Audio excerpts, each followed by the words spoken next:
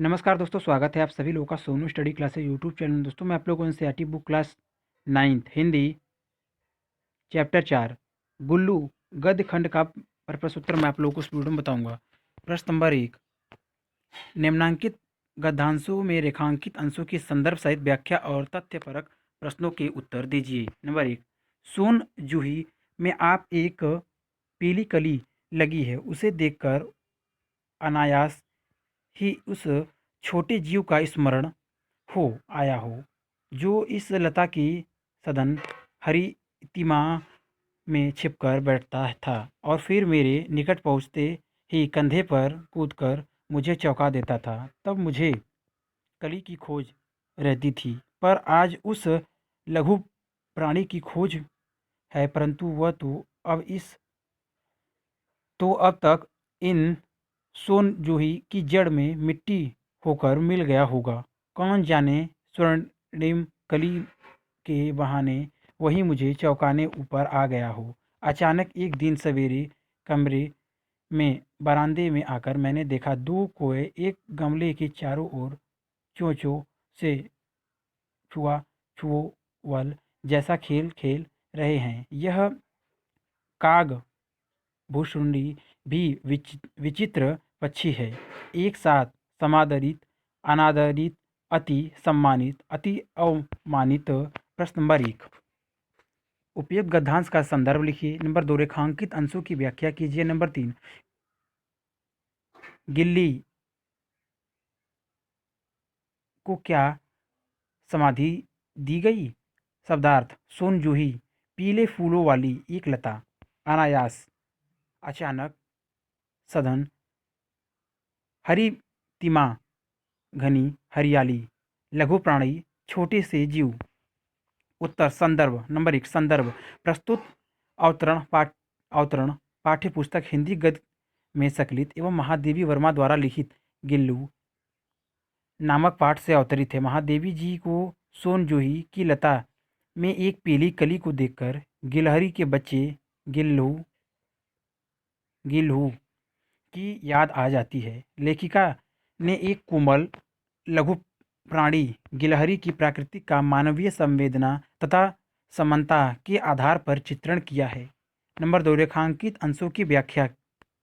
लेखिका कहती है कि सोन जूही की लता में मुझे जो एक पीली कली दिखाई दे रही है उसको देखकर मुझे एक छोटी सी कोमल प्राणी गिलहरी के बच्चे गिल्लू का स्मरण हो रहा है। जिस प्रकार लताओं के बीच उसकी कली छिपी हुई है, ठीक उसी प्रकार गिल्लू भी उसी लता से छिपकर बैठता था। जब मैं लता के निकट कलियों एवं पुष्पों को लेने जाती थी तो लता के बीच छिपा हुआ गिलहरी मेरे कंधे पर कूदकर मुझे अचानक चौंका देता था। वह इस जगत से जीवन समाप्त कर चुका है, किंतु मेरी आंखें उसे आज भी खोज रही हैं। लेकिन अब वह इन सोनजूही की जड़ में मिट्टी होकर मिल गया होगा। शायद वह इसे स्वर्णिम कली के बहाने मुझे चौंकाने के लिए ऊपर आ गया हो। इसे कौन जान सकता है। एक दिन अचानक मैंने कमरे से बरामदे में आकर देखा कि दो कौवे एक गमले के चोचों से छुओवल का खेल खेल रहे हैं। धार्मिक ग्रंथों में कौवे का वर्णन काग भूसुंडी के नाम से किया गया है। बड़ा ही अद्भुत प्राणी है। लोक मानस में यह एक साथ विरोधी व्यवहार प्राप्त करता है। कभी यह अत्यधिक आदर प्राप्त करता है और कभी अनादर, कभी सम्मानित होता है और कभी अपमानित। नंबर 3, गिल्लू की सोन जूही की लता के नीचे समाधि दी गई। प्रश्न नंबर 2, मेरे पास बहुत से पशु पक्षी हैं और उनका मुझसे लगाव भी कम नहीं है, परंतु उनमें से किसी को मेरे साथ मेरे थाली में खाने की हिम्मत हुई है ऐसा मुझे स्मरण नहीं आता।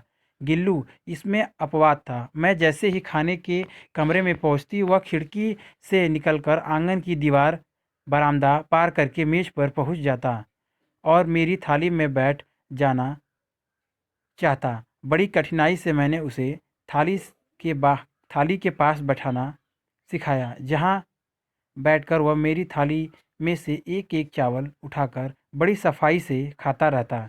काजू उसका प्रिय खाद्य था और कई दिन काजू न मिलने पर वह अन्य खाने की चीज़ों या तो लेना बंद कर देता था या झूले के नीचे फेंक देता था।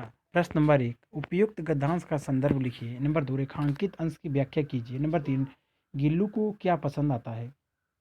नंबर 2, नंबर 1, प्रश्न नंबर 1, संदर्भ प्रस्तुत गद्यांश हम पाठ्य पुस्तक हिंदी गद्य में सकलित एवं महादेवी वर्मा द्वारा लिखित गिल्लू पाठ से उदित है।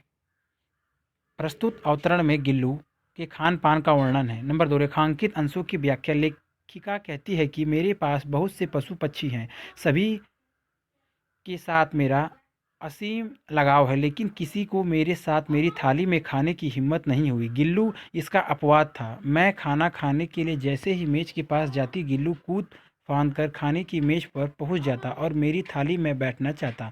मैंने बड़ी मुश्किल से उसे थाली के पास बैठना सिखाया। उसके बाद गिल्लू मेरी थाली के पास बैठकर एक एक चावल निकाल कर खाता था। काजू उसे बेहद पसंद था। यदि कई दिन काजू न मिले तो अन्य चीज़ें भी खाना बंद कर देता था या झूले के नीचे गिरा देता था। गिल्लू को काजू बेहद पसंद था। प्रश्न नंबर 3, मेरी अस्वस्थता में वह तकिए पर सिरहाने बैठकर अपने नन्हे नन्हे पंजों से जब मेरे सिर और बालों को इतने हौले हौले सहलाता रहता कि उसका हटना एक अपरिचारिका के हटने के समान लगता।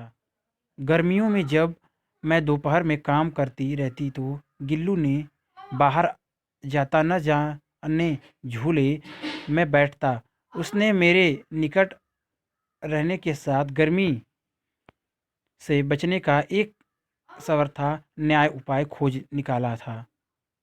वह मेरे पास रखी सुराही पर लेट जाता और इस प्रकार समीप भी रहता और ठंडक में भी रहता।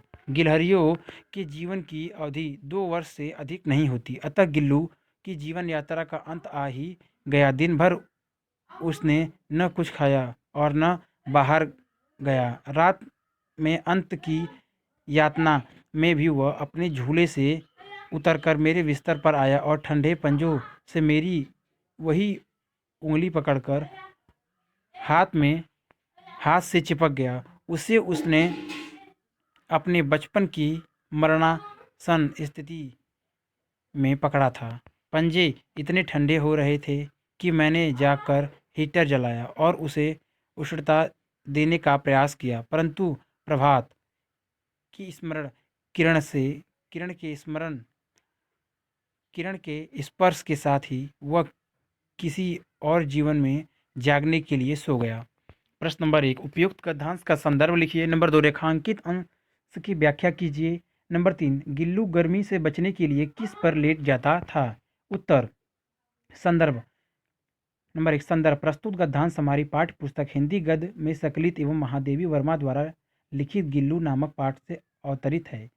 प्रस्तुत गद्य अवतरण में लेखिका ने बताया है कि यदि मैं घर पर रहती तो गिल्लू सदैव मेरे निकट ही रहना चाहता था। नंबर 2, रेखांकित अंशों की व्याख्या। लेखिका कहती है कि गर्मियों में जब मैं अपने लिखने पढ़ने में व्यस्त रहती तो गिल्लू न बाहर जाता था और न ही अपने झूले पर जाता था। वह सदैव मेरे करीब ही रहता था। गिल्लू गर्मी से बचने के लिए मेरे पास रखी सुराही पर लेट जाता था। इस तरह वह एक पल भी मुझसे अलग नहीं होना चाहता था। गिलहरियों की जीवन अवधि बहुत अल्प होती है, मुश्किल से 2 वर्ष। इसलिए जब गिलहरी की जीवन यात्रा का अंत करीब आता तो उसने जीवन भर ने कुछ खाया पिया उसने दिन भर ने कुछ खाया पिया और न ही बाहर गया। रात में अपने झूले से उतरकर मेरे बिस्तर पर आ और मेरी उंगली पकड़कर मेरे हाथ से चिपक गया। उसने अपने बचपन की मरणासन स्थिति में पकड़ा था। उसका शरीर अल ठंडा पड़ गया था। मैंने हीटर जलाकर उसे गर्मी प्रदान करने का प्रयास किया, लेकिन गिल्लू का अंत तो करीब था। प्रातः कांते ही उसने इस संसार से विदा ले ली। क्वेश्चन नंबर 3, गिल्लू गर्मी से बचने के लिए सुराही पर लेट जाता था। अगर वीडियो अच्छी लगी तो वीडियो को लाइक करें, शेयर करें, कमेंट करें और नेक्स्ट वीडियो के लिए चैनल को सब्सक्राइब जरूर करें। Thank you for watching.